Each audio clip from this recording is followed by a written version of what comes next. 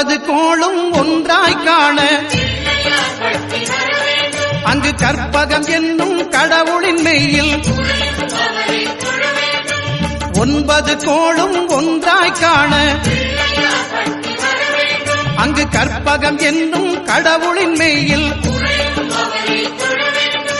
சூரியன் முதலாய் 9 கிரகமும் பலவித குணங்களை கொண்டிருக்கும் எங்கள் கற்பக தருவில் அவை வரும்போது ஒன்றாய் சேர்ந்து பலனளிக்கும்.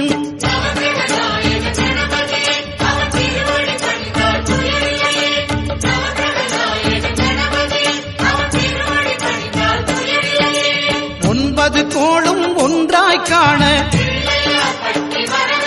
அங்கு கற்பகம் என்னும் கடவுளின் மெய்யில்